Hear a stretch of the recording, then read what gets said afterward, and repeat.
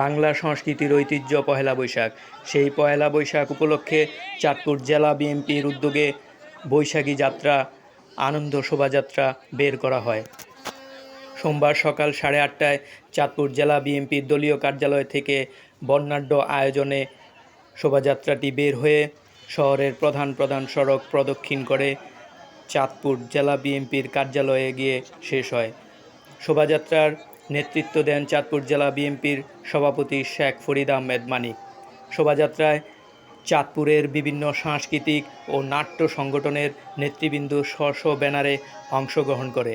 এছাড়াও শোভাযাত্রায় বিএনপি, যুবদল, ছাত্রদল, স্বেচ্ছাসেবক দল, তাঁতি দল, শ্রমিক দল সহ বিভিন্ন অঙ্গ সহযোগী সংগঠনের নেতৃবৃন্দ, শত শত হাজার হাজার নেতাকর্মী অংশগ্রহণ করে।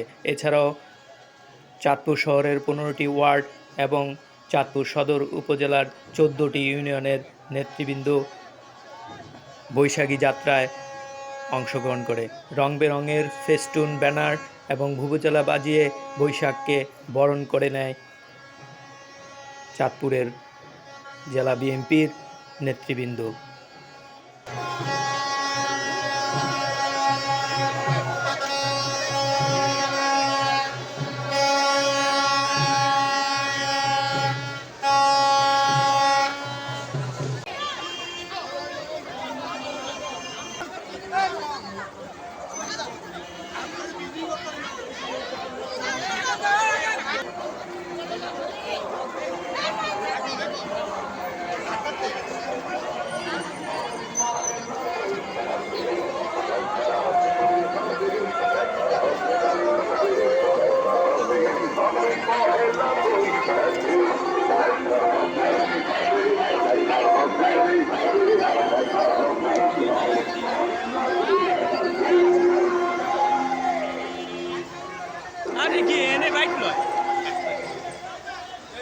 আরে ছবিটা নিতে দেন নাই, ছবিটা নিতে দেন নাই।